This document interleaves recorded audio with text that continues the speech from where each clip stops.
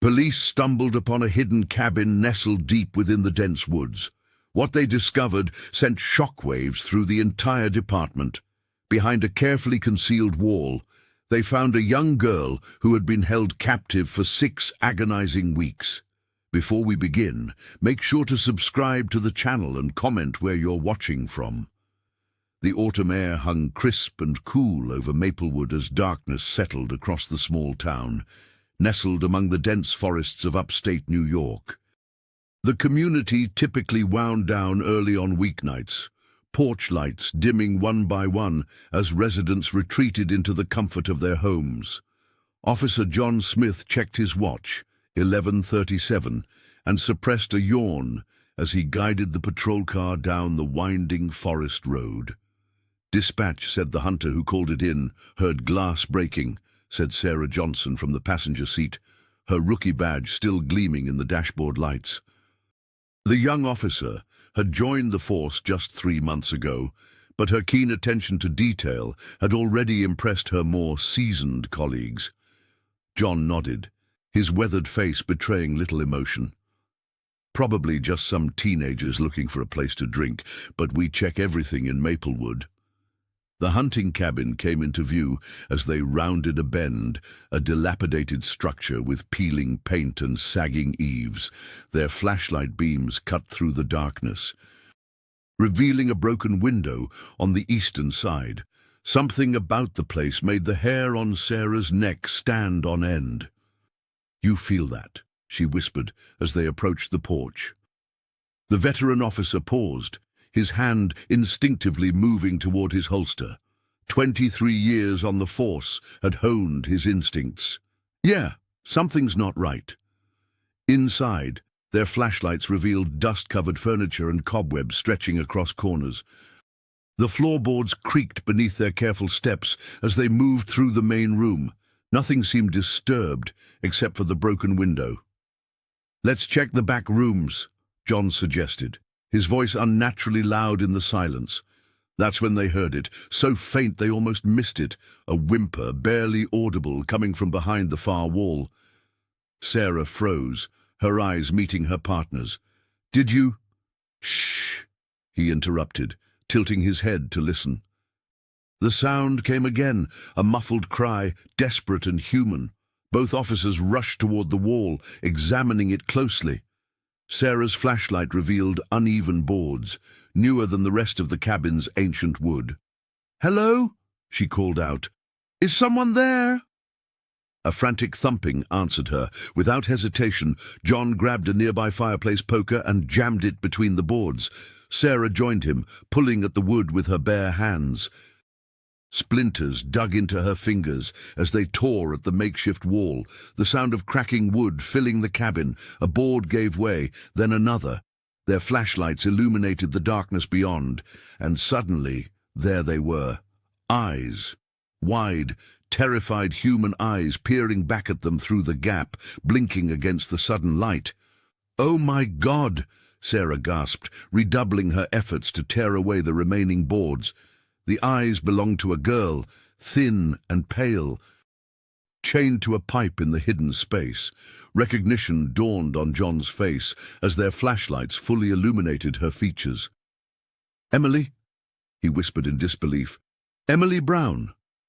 6 weeks earlier, on a crisp autumn evening, Emily Brown had finished her cycling practice at the local gym.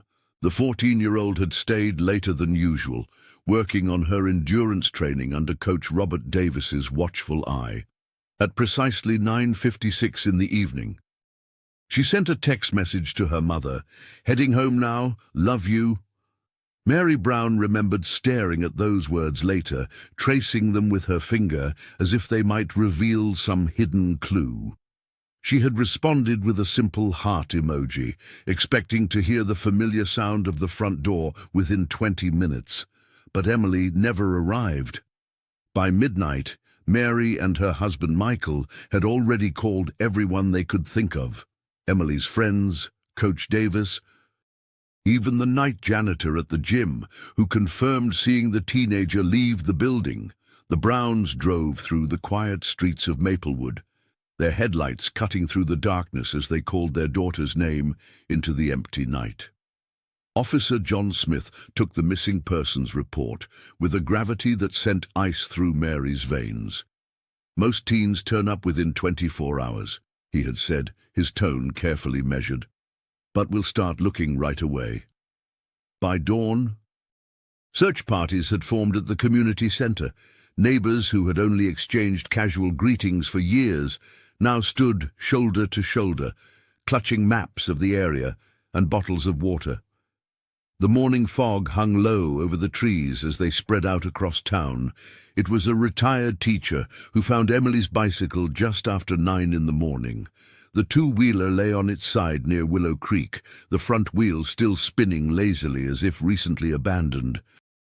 The bicycle appeared untouched. No damage, no signs of struggle.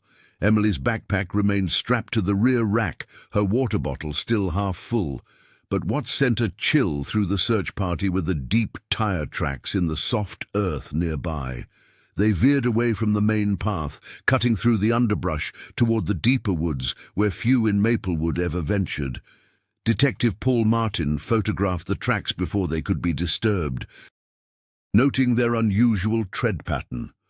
"These aren't from any standard vehicle," he muttered to Sarah Johnson, the rookie officer assisting him.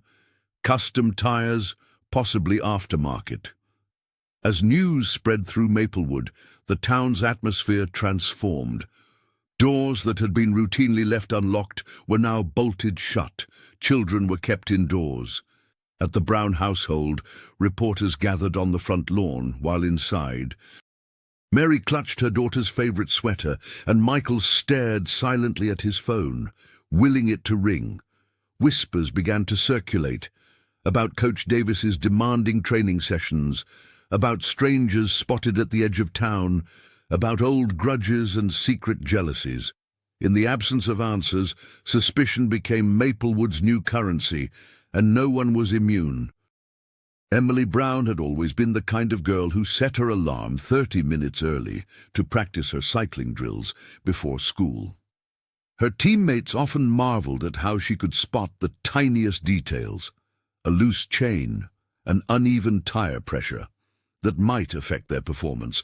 This 14-year-old wasn't just physically determined. She was the first to notice when someone on the team was having a bad day, offering quiet encouragement or sharing her carefully packed snacks. "You don't quit until it's right," her father Michael would say proudly, watching her repair her bicycle in their garage on weekends. Emily had inherited his mechanical aptitude, but her mother's emotional intelligence. Mary Brown often found handwritten notes from her daughter tucked into lunch bags or stuck to the refrigerator, little reminders that Emily was thinking of others, even when busy with her own pursuits. But in the months before her disappearance, something had shifted. Coach Robert Davis had been pushing Emily harder than ever, seeing national competition potential in her lean frame and natural endurance. "You could go all the way," he'd tell her during their one-on-one training sessions at the Maplewood gym, "but you need to commit completely." The pressure weighed heavily on the teenager. Her friends noticed she'd become quieter during lunch periods at school, often scrolling through training schedules on her smartphone instead of joining conversations. When asked about it, Emily would shrug and say she was just focusing. But her sharp eyes had developed shadows beneath them. 2 weeks before she vanished, Mary had overheard an argument between her daughter and the coach. Emily's voice had risen uncharacteristically as she insisted she needed time for schoolwork and friends. "I'm 14, not 40, she'd said, her normally calm demeanor cracking. The coach had responded that champions make sacrifices, his demanding nature fully on display. This tension became a focal point when investigators began piecing together Emily's final days. Detective Paul Martin interviewed the coach extensively, noting how Davis seemed genuinely distressed by her disappearance, yet defensive about their training relationship. Meanwhile, Sarah Johnson, still learning the ropes as a rookie officer, paid particular attention to Emily's journal entries about feeling pulled between childhood and the adult world of competitive sports. What nobody realized yet was how this struggle for independence had made Emily vulnerable in ways nobody had anticipated, creating cracks in her routine that someone had been watching, waiting to exploit. As search parties combed the woods around Maplewood, the question hung in the air. Had Emily's determination to chart her own path somehow led her into danger? The search for Emily Brown consumed Maplewood. Yellow ribbons adorned every lamppost as volunteers trudged through the dense forest, their voices growing hoarse from calling her name.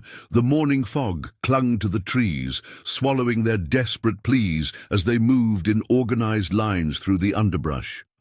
Mary Brown appeared on local television daily, her eyes red-rimmed but voice steady. "Please, if anyone has seen my daughter, come forward. We just want her home." Behind the cameras, she clutched Emily's favorite stuffed animal, refusing to believe the worst despite the passing days. Michael Brown took a different approach to grief. Once talkative and engaged in community events, he now moved through town like a ghost, barely acknowledging neighbors who offered support. At night, neighbors reported seeing him sitting alone on the porch, staring into the darkness toward the woods where his daughter had vanished.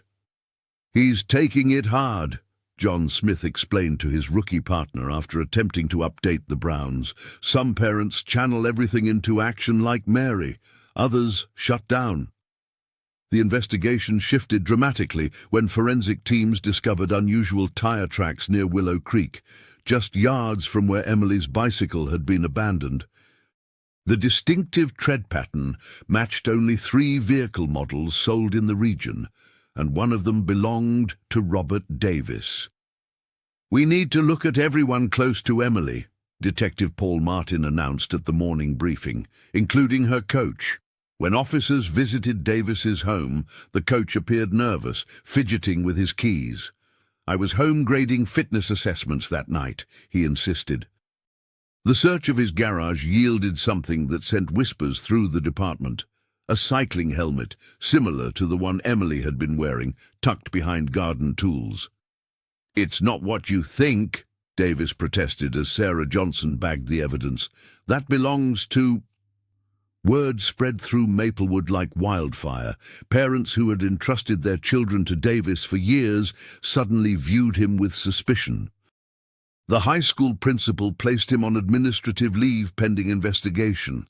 At the Brown household, Mary clung to a photo of Emily from her last cycling competition.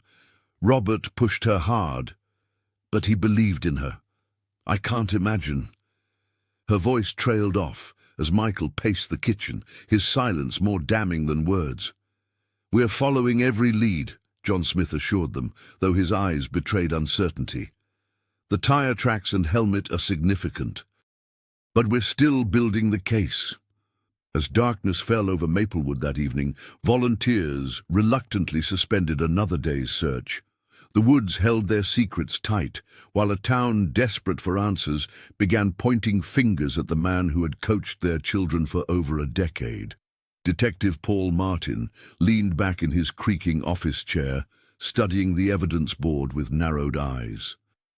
The helmet found in Robert Davis's garage had initially seemed damning, similar in color and design to Emily Brown's missing one, but something didn't add up. "This isn't Emily's helmet," Paul announced to the crowded briefing room.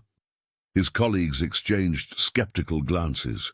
The detective pulled up family photos from Davis's social media account on the projector. "Look here. His niece is wearing this exact helmet in photos dating back 3 months before Emily disappeared." The revelation sent ripples through the investigation team. Officer John Smith nodded slowly, his experienced eyes recognizing the truth in Paul's assessment. "We need to refocus," he said quietly. Meanwhile, rookie Sarah Johnson sat at her desk, attention fixed on a different file altogether. While the department had been zeroing in on the coach, She'd been researching Mark Robinson, a reclusive neighbor who lived just half a mile from where Emily's bicycle had been discovered.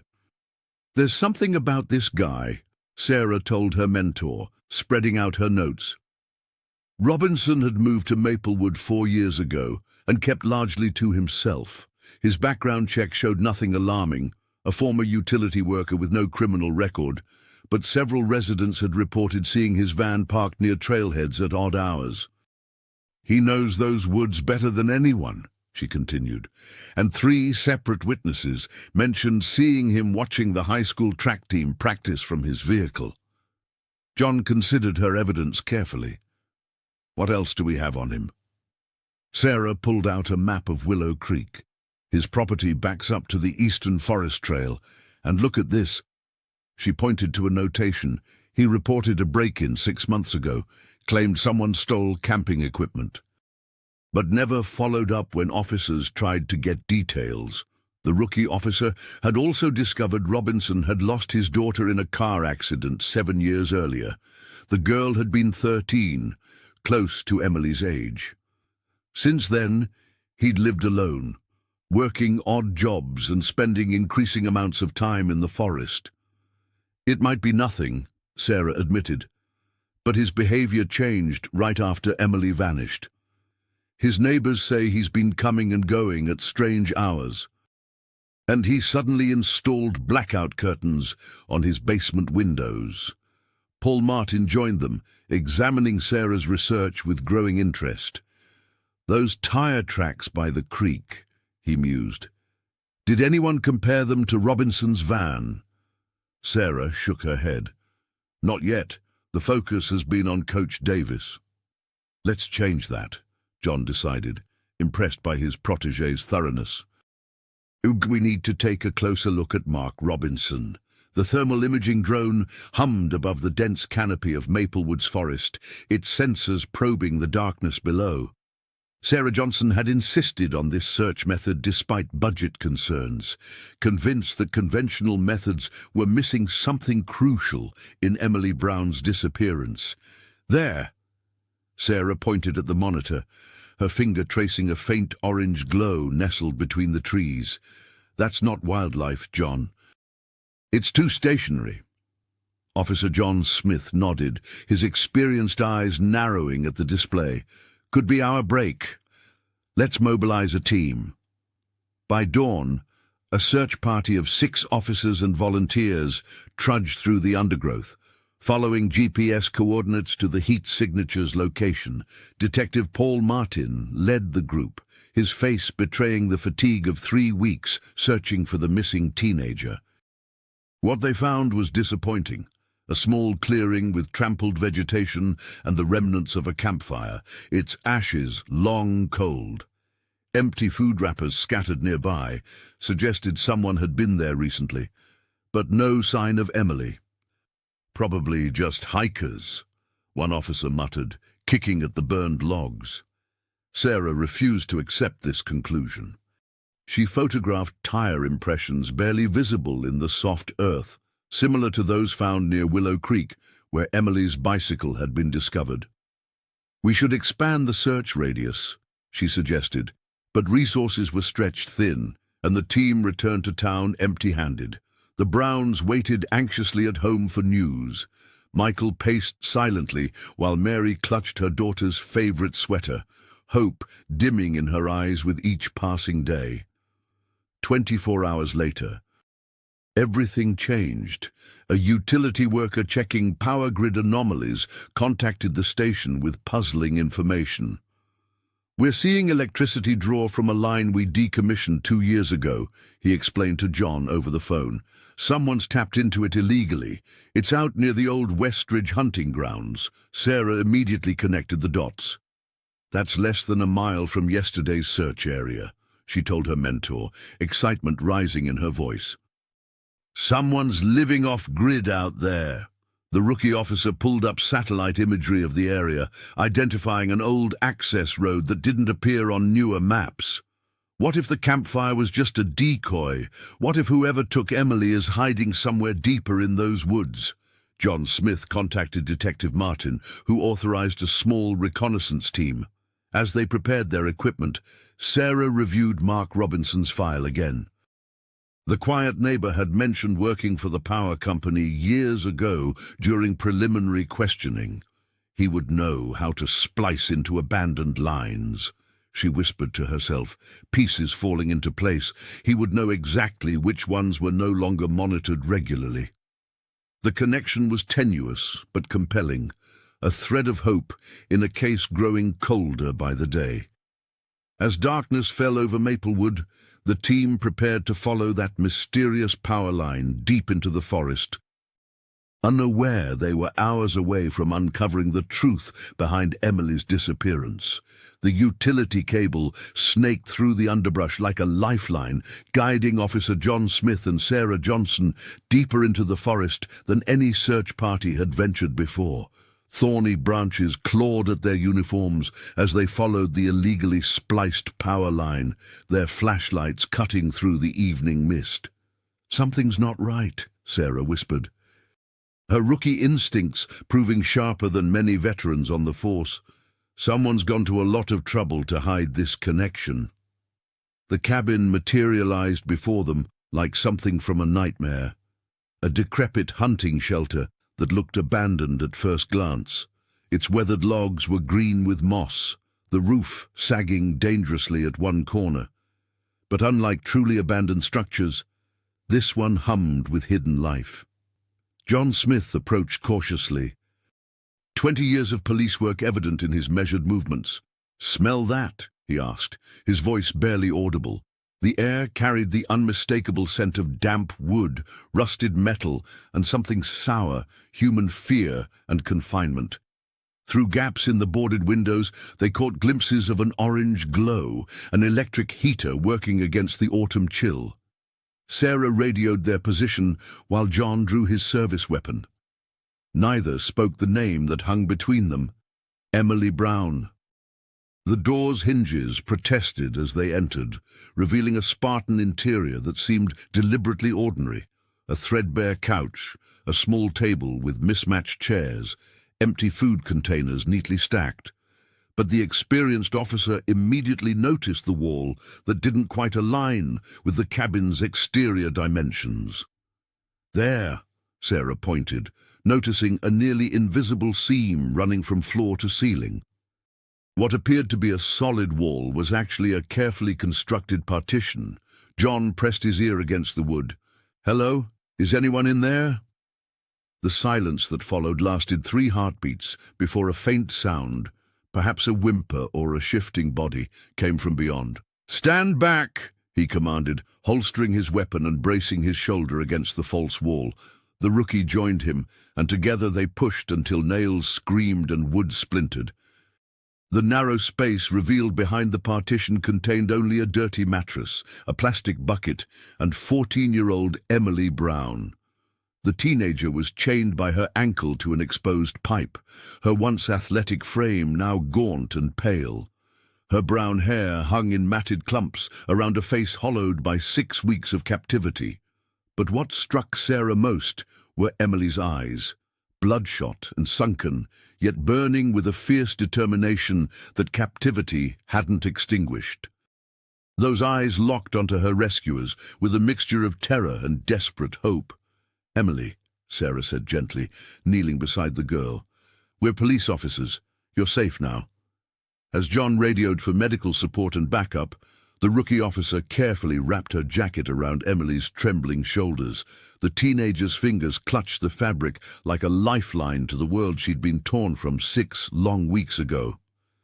As paramedics lifted Emily Brown onto the stretcher, her thin frame barely making an impression beneath the blankets, her eyes darted around wildly, taking in the flashing lights and unfamiliar faces after 6 weeks of isolation.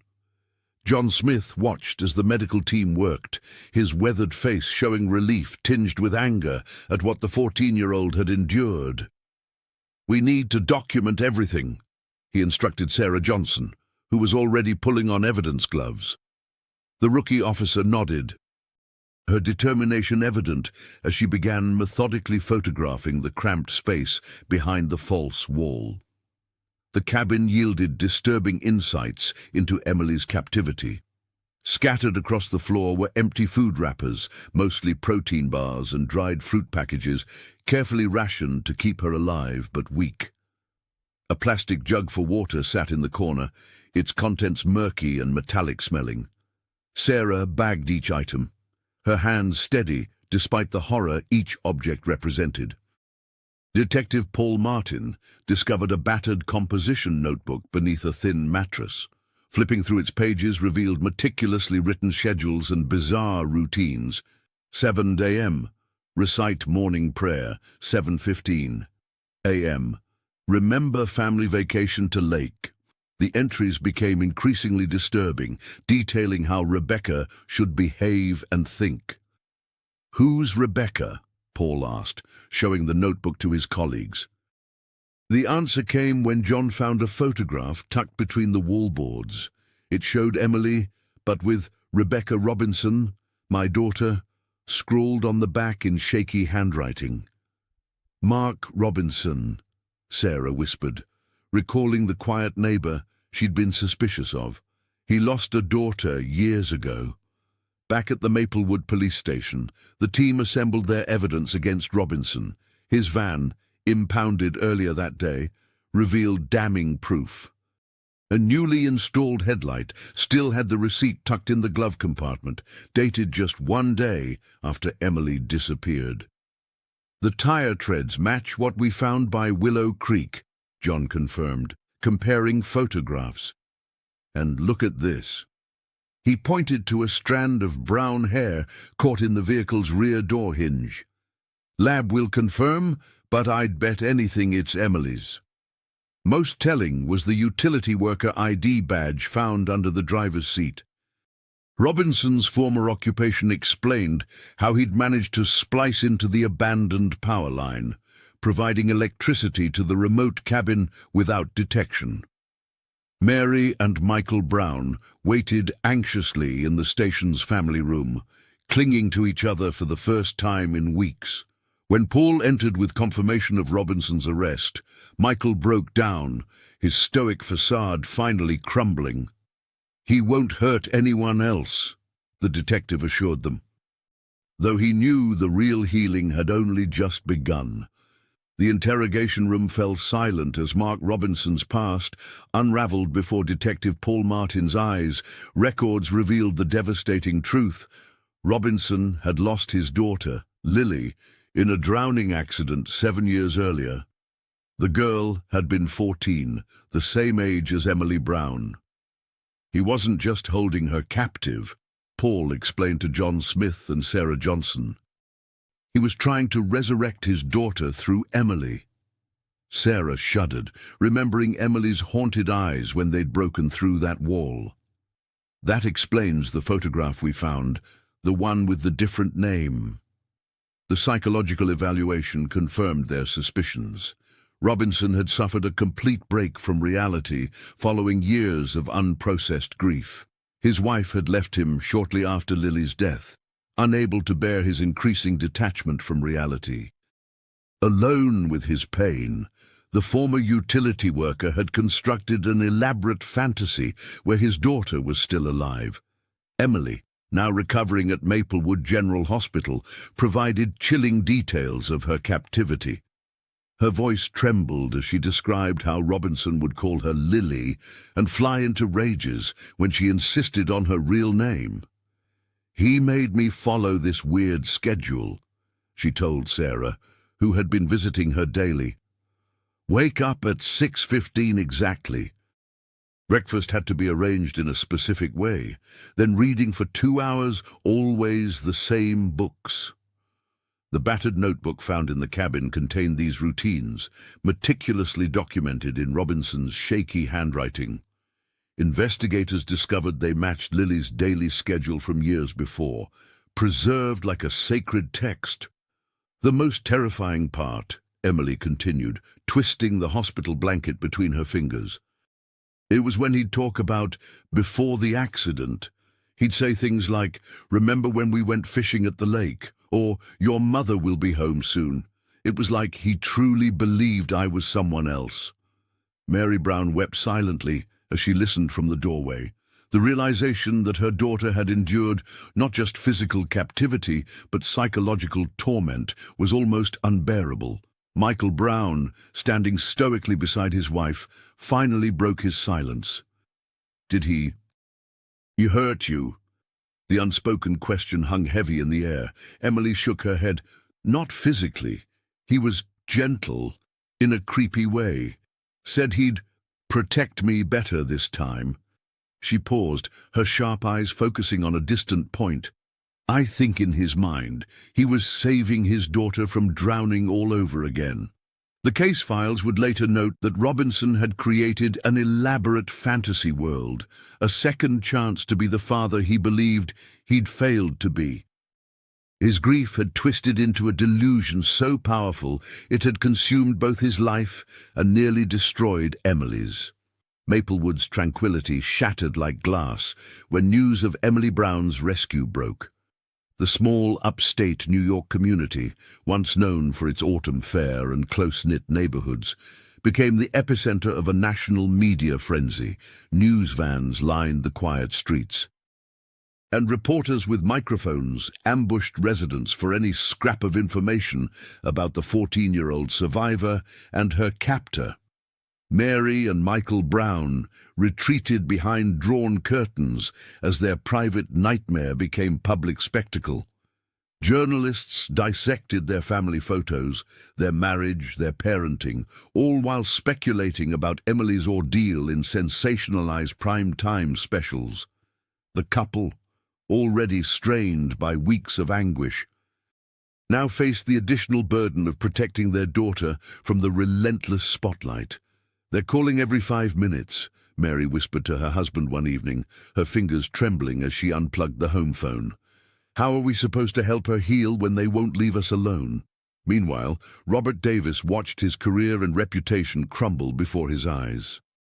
The gym where he had coached for 15 years posted a notice of his temporary leave of absence, though everyone knew what it really meant. Parents withdrew their children from his training programs. Former supporters crossed the street to avoid him. Though police had officially cleared his name, the community's whispers persisted. 20 years building trust in this town," the coach told Detective Paul Martin during a follow-up interview. "They're gone in a single day because I owned a helmet similar to Emily's." At Maplewood High School, Emily's empty desk became something of a shrine, adorned with notes and small gifts from classmates who didn't know what else to do. When she finally returned for brief visits with the school counselor, students stared and whispered, unsure how to act around someone who had experienced the unimaginable. Emily herself showed remarkable resilience, though the signs of trauma revealed themselves in subtle ways. Flinching at sudden movements, checking exits in every room, keeping her back to walls. Her therapist noted how she would sometimes freeze mid-sentence, her eyes growing distant before returning to the present with a forced smile.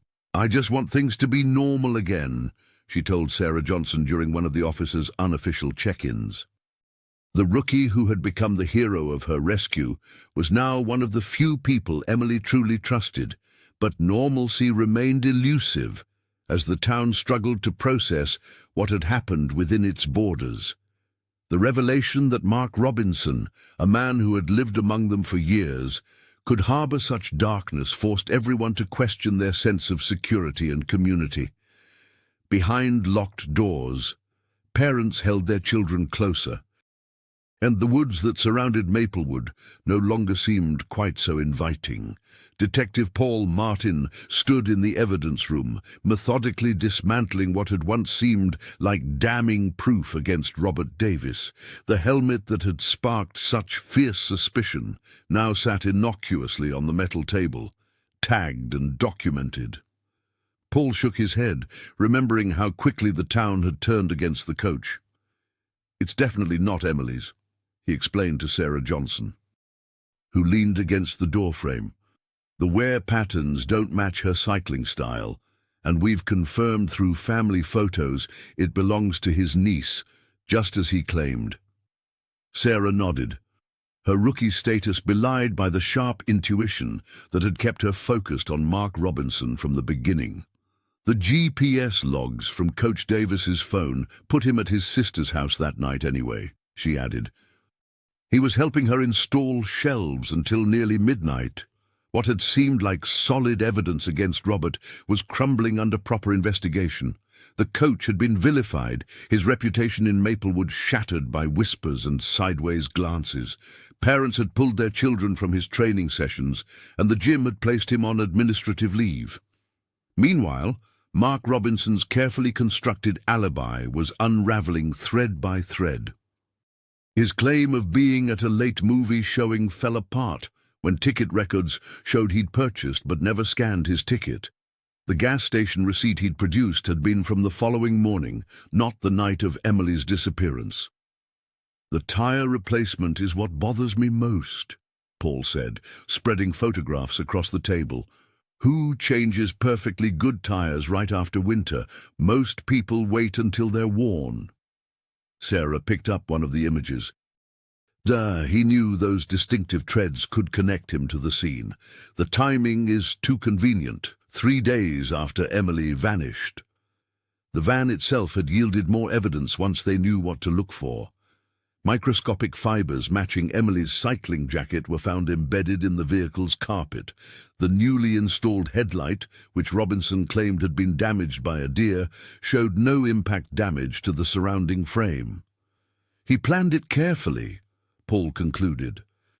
To watching her routine for weeks, knowing exactly when she'd be alone on that stretch near Willow Creek. Mary Brown had confirmed that Emily always messaged her at almost exactly 10 o'clock after practice. The predictability had made her vulnerable, creating a window of opportunity that Robinson had exploited with chilling precision. John Smith entered the room, his experienced eyes taking in the evidence spread before them. "The DA's office just called. They've added false reporting to the charges. Robinson's neighbor confirmed he was home that night, not at any movie." Sarah's gaze drifted to the map of Maplewood pinned to the wall, the red X marking where Emily's bicycle had been found. "He almost got away with it," she said quietly. "If we hadn't looked deeper." Paul nodded grimly. "Details matter. Sometimes the smallest ones most of all." The forensic team's discovery in Mark Robinson's home sent chills through the Maplewood Police Department. Detective Paul Martin stood frozen, album in hand, as the evidence technicians documented each disturbing image. What appeared at first glance to be ordinary family photos revealed something sinister upon closer inspection. Emily Brown's face had been meticulously superimposed over another child's features in dozens of pictures. "He's been living in a fantasy," Paul muttered, flipping through pages that chronicled fabricated birthday parties, fake family vacations, and counterfeit Christmas mornings. Sarah Johnson leaned closer, her rookie status forgotten in the gravity of the moment. "The girl in the original photos must be his daughter," she said, pointing to a small memorial shrine tucked in the corner of Robinson's living room. A single photograph showed a smiling child with a date range that told its own tragic story. This wasn't merely an abduction. Mark had been attempting to resurrect his past, with Emily forcibly cast as the central character in his deranged production. The technical skill evident in the manipulated images surprised the investigators until they discovered Robinson's abandoned hobby. He'd once taken digital photography classes at the community college before his daughter's death. In the basement, John Smith uncovered even more disturbing evidence. Schematics and utility maps were pinned to a corkboard, with the hunting cabin's location circled in red. As a former utility worker, Robinson possessed specialized knowledge that had enabled him to tap into an abandoned power line, diverting electricity to the remote cabin without triggering alerts in the system. "He knew exactly what he was doing," John explained to the team. The spliced connection was professionally done, invisible to routine monitoring. The officer's normally calm demeanor had given way to quiet anger as he examined the careful planning behind Emily's captivity. The technical evidence mounted as forensic analysts recovered deleted files from Robinson's computer. Search histories revealed months of surveillance. Robinson had been watching Emily's cycling routes, learning her schedule, and studying the Brown family's patterns long before the abduction. Mary Brown collapsed into a chair at the station when Paul shared these findings, Michael standing rigid beside her, his hand on her shoulder. "He was hiding in plain sight all this time," Mary whispered, remembering the quiet neighbor who had even joined one of the search parties, flashlight in hand, calling Emily's name into the darkness while knowing exactly where she was hidden. The investigation had uncovered something far more disturbing than a simple kidnapping. It had revealed a man so consumed by grief that he'd constructed an elaborate fantasy with Emily as the unwilling participant in his attempt to rewrite a history that could never be changed. Emily Brown's testimony in the courtroom left everyone stunned into silence. The 14-year-old spoke with a composure that belied her ordeal, her sharp eyes scanning the room as she recounted the nightmare of her 6-week captivity. "I knew I had to make the food last," she explained, her voice steady but thin. "He'd bring these protein bars and canned beans every 3 days. I'd break each bar into tiny pieces and hide some under my mattress." Emily described how she developed a system, rationing every morsel to ensure she wouldn't go completely hungry on days when Mark forgot or chose not to feed her. The well water became her lifeline, despite its metallic taste that coated her tongue and teeth. After a while, "I almost didn't notice it anymore," she said. "I was just grateful to have something to drink." The teenager had created a cup from a torn piece of aluminum siding she'd pried loose from the wall, collecting water drip by drip when her captor wasn't watching. What struck investigators most was her method of tracking time. Using a small nail she'd found embedded in the floorboards, Emily had carved thin lines into the wooden floor beneath her mattress, 42 marks in total, one for each day of her imprisonment. "I needed to know I hadn't disappeared completely," she whispered, "that I still existed in real time." Nights were the hardest. The constant hum of the electric heater became both a comfort and a torment, warmth that kept her alive, but also a reminder of Robinson's twisted care. The distant calls of owls in the forest became her only connection to the outside world. "Sometimes I'd whisper back to them," she admitted, "just to hear my own voice." The psychological torture was perhaps the cruelest aspect. Robinson never called her Emily, only Lily, the name of his deceased daughter. He'd bring old board games and insist she play specific roles in manufactured family scenarios. Tuesday nights were always family game night, she recalled, her fingers twisting together. He'd get angry if I didn't smile or if I called myself Emily. Most disturbing were the birthday rituals. Though it wasn't her birthday, Robinson had staged a celebration complete with a stale cupcake and a single candle. "He made me blow it out and thank him for remembering," she said. Then he took a picture of me smiling. Throughout her captivity, Emily had maintained her sense of self by silently repeating her real name, her parents' names, and memories of her home in Maplewood whenever Robinson left her alone. "I wouldn't let him erase me," she said firmly. "No matter what he called me, I knew who I was." As the media spotlight on Emily's rescue began to fade, the private strain on the Brown family intensified. In their modest Maplewood home, Mary and Michael Brown found themselves sleeping in separate rooms, their once solid marriage buckling under the weight of unspoken blame and exhaustion. "And you should have told me about the argument," Michael said one evening, his voice barely above a whisper as they sat at their kitchen table.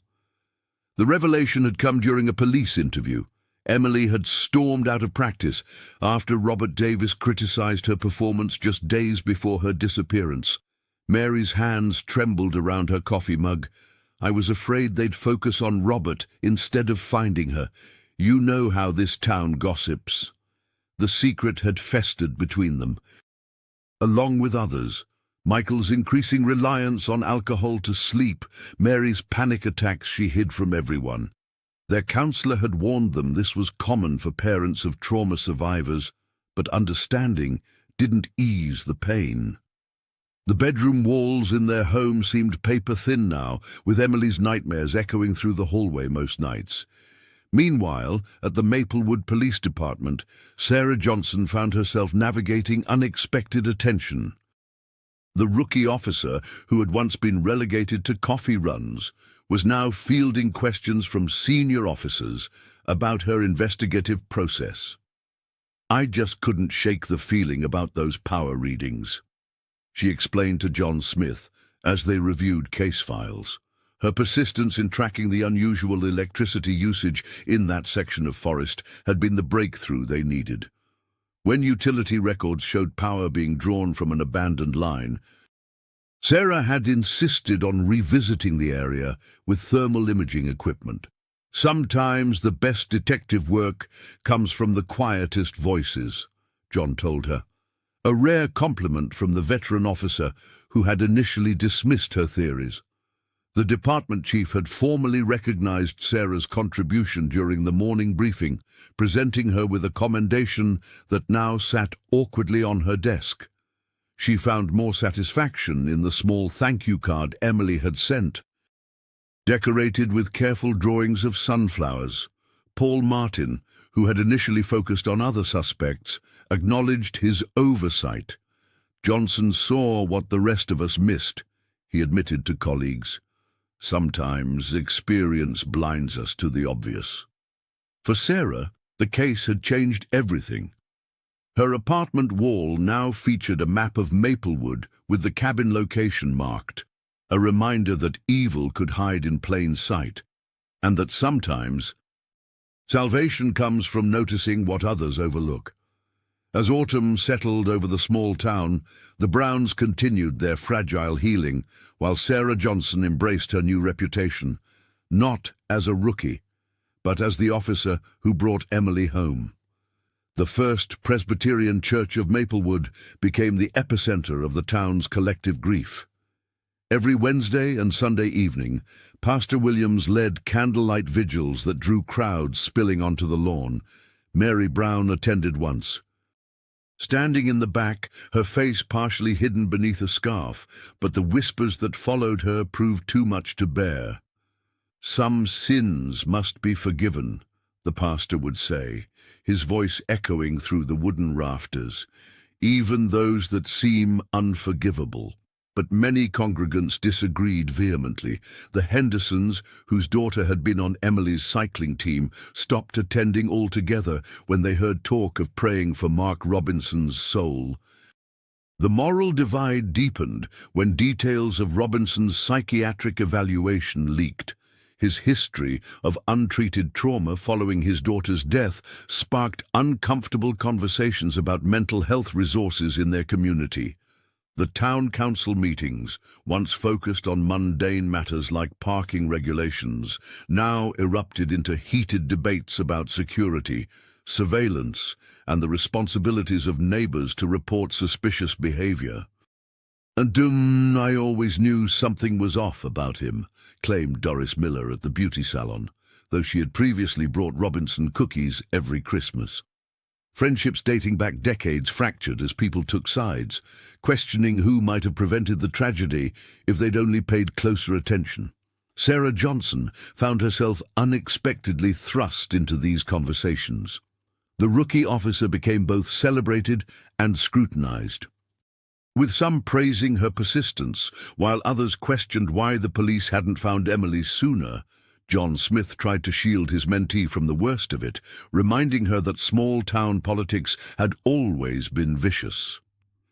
The annual Maplewood Autumn Fair arrived with its usual decorations of orange bunting and hay bales, but a heaviness hung in the air that even the cheerful carnival music couldn't dispel. The cycling club's booth stood empty. Coach Davis, having declined to participate after the ordeal, destroyed his reputation despite his innocence. Detective Martin walked through the fairgrounds, noticing how conversations halted as he passed. Most noticeable was the absence of the Brown family. Their traditional apple pie had won ribbons 3 years running, and Michael Brown had always operated the Ferris wheel. The empty spaces they left behind seemed to speak louder than any presence could have. As twilight fell over the fairgrounds, lanterns illuminated faces both familiar and somehow changed. Children still laughed and ran between game booths, but parents watched with sharper eyes, calling them back sooner. Maplewood continued its traditions, but beneath the surface, everyone understood that their small town had lost something precious that might never fully return. The hospital room in Maplewood General felt like a prison to Emily Brown. White walls, antiseptic smells, and hushed voices discussing her future as if she weren't there.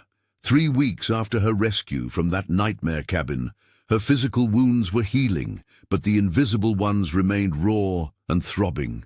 "I don't want to see Dr. Winters again," Emily whispered to her mother one afternoon. Mary Brown looked up from her magazine, dark circles under her eyes betraying her exhaustion. "Honey, she's trying to help you," Mary replied, reaching for her daughter's hand. Emily pulled away. "She doesn't listen. None of them do."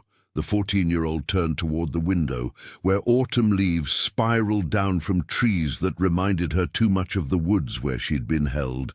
The adults around Emily seemed desperate for a neat resolution. The police had their perpetrator. The doctors had treated her dehydration and malnutrition. The town had its miracle, the girl who came back. But when Emily tried to explain her lingering fears, how she still heard Mark Robinson's voice calling her by his daughter's name, how she couldn't sleep without a light on, they offered platitudes about moving forward and putting it behind you. Dr. Melissa Katz, the trauma specialist who visited twice weekly, was the only one who didn't rush her. During their 3rd session, she explained to Michael and Mary what they were facing. "Emily's recovery isn't linear, Doctor," Katz said, her voice gentle but firm as the 3 adults sat in the hospital consultation room. What happened in that cabin will echo through her development for years. Her remarkable empathy, her ability to understand others' feelings, helped her survive by navigating her captor's delusions. But that same quality means she absorbs trauma deeply. Michael Brown stared at his hands. Since Emily's return, he'd thrown himself into home repairs. As if fixing broken things could somehow mend his daughter. "Will she ever be normal again?" he asked, voice cracking. "She'll be Emily," Dr. Katz answered, "but different. Her empathy will be both protection and vulnerability. She'll sense danger acutely, perhaps too much so. She'll understand suffering in ways most people never will." That night, Emily overheard her parents talking in hushed tones about transferring schools, about therapy options, about whether to move away from Maplewood entirely. Everyone was planning her future, while she struggled to reclaim her present. In her hospital bed, she clutched the small notebook a nurse had given her, the only place where her voice wasn't questioned or reinterpreted. In it, she wrote 3 words: "I am here." The Maplewood County Courthouse was packed to capacity the day Mark Robinson appeared for his competency hearing. Detective Paul Martin sat in the front row, his face impassive, as the judge delivered the verdict that would change the course of the case. After 3 psychiatric evaluations, Robinson was declared unfit to stand trial and ordered to be committed to Pinewood Psychiatric Facility, a high-security institution 70 miles north of town. "He exists in a reality of his own making," explained Dr. Eleanor Hayes, the lead psychiatrist who evaluated him. The line between his deceased daughter and Emily Brown has completely dissolved in his mind. During his first month at Pinewood, Robinson finally spoke about what happened. Sarah Johnson, now promoted to detective, was present for the interview, her notebook open but barely touched as she listened to his confession. "I never meant to hurt her," Robinson whispered, his eyes fixed on some distant point. "I just wanted a second chance with my little girl." Emily looked so much like her, the same smile, the same way of tilting her head when she asked questions. Tears streamed down his weathered face. "I know now she wasn't Lily, but for 6 weeks, I had my daughter back." The confession sent ripples through Maplewood. At the Crossroads diner, heated debates broke out over coffee and pie. "Lock him up forever," insisted Mrs. Patterson, whose daughter had been in Emily's class. "He knew exactly what he was doing when he rigged that electricity and built that hidden room." Others, like Pastor Williams from the community church, urged compassion. "The man lost his only child. Grief can destroy a person's moral compass," he said during Sunday service. "This doesn't excuse his actions, but perhaps it helps us understand them." Michael Brown refused to discuss Robinson at all. When reporters approached him outside his workplace, he simply walked past them. His jaw clenched tight. Mary, however, surprised everyone by visiting Robinson once at Pinewood. She never revealed what was said during those 20 minutes, but afterward told Detective Martin, "I needed to see the man who took my daughter, to understand how someone could do such a thing." Emily herself focused on healing. When asked about her captor during therapy sessions, she showed remarkable insight. "Sometimes I felt like he didn't even see me," she explained to her therapist. "He was looking at someone who wasn't there anymore." The town remained divided. Some left flowers at the memorial for Robinson's deceased daughter, while others demanded he be transferred to prison, regardless of his mental state. And in the quiet neighborhoods of Maplewood, parents held their children a little closer, wondering if they truly knew their neighbors at all. The Maplewood Police Department underwent a complete overhaul in the months following Emily Brown's rescue. Chief Thomas Wilson, a 20-year veteran of the force, implemented sweeping changes designed to prevent similar tragedies. The department allocated funds for 3 new thermal imaging drones with extended battery life and heightened sensitivity, technology that might have located Emily weeks earlier had it been available. "See, we can't change the past," John Smith told the town council during a packed meeting, "but we can ensure we're better prepared for the future." His voice carried the weight of someone who had seen too much. The experienced officer had been instrumental in pushing for stricter evidence collection protocols, especially regarding digital footprints and utility usage patterns. The department established a specialized missing persons unit, with mandatory training for all officers in recognizing signs of abduction versus runaway cases. They created a rapid response timeline that would trigger automatic escalation procedures if certain benchmarks weren't met within the first 48 hours. Sarah Johnson found herself at the center of these reforms. Her promotion to detective came as no surprise to anyone in the department. The rookie, who had once been hesitant to voice her theories, was now leading seminars on intuitive investigation techniques. Her persistence in following the electricity usage anomaly that ultimately led to Emily's location became a case study at the State Police Academy. "Sometimes the smallest details matter most," she would tell new recruits, her voice steady, but her eyes revealing the emotional toll the case had taken. Despite her professional success, Sarah couldn't shake the memory of that night at the cabin. The splintering wood, the musty smell, and most of all, Emily's eyes, wide with fear and hope, haunted her dreams. She kept the small flashlight she'd used that night as a reminder, turning it over in her hands during difficult cases. The department also formed stronger partnerships with utility companies across the region, establishing alert systems for unusual power consumption in remote areas. The collaboration that might have saved weeks of searching for Emily now served as a model for other rural communities. Paul Martin, the detective who had correctly questioned Coach Davis's involvement, developed a checklist to prevent tunnel vision during investigations. "We followed too many assumptions," he admitted during a departmental review. "We can't let that happen again." For John Smith, the changes were bittersweet. He welcomed the improvements, but knew they came at a terrible price, one paid primarily by a 14-year-old girl who had spent 6 weeks in darkness, and by a community forever changed by what had happened in those woods. The woods surrounding Maplewood had transformed in the minds of its residents. What once served as a verdant playground where children built forts and families gathered for weekend hikes now loomed as a threatening presence on the town's edge. Parents who previously encouraged outdoor adventures now insisted on knowing their children's whereabouts at all times. The familiar sound of bicycles crunching over gravel paths, once a cheerful summer soundtrack, now sent shivers down spines and prompted worried glances. Mary Brown found herself jumping at shadows whenever Emily was out of sight for more than a few minutes. She'd installed 3 new locks on their front door and purchased an expensive security system that Michael considered excessive. But he never voiced his objections aloud. The silent agreement between them acknowledged that their perception of safety had been permanently altered.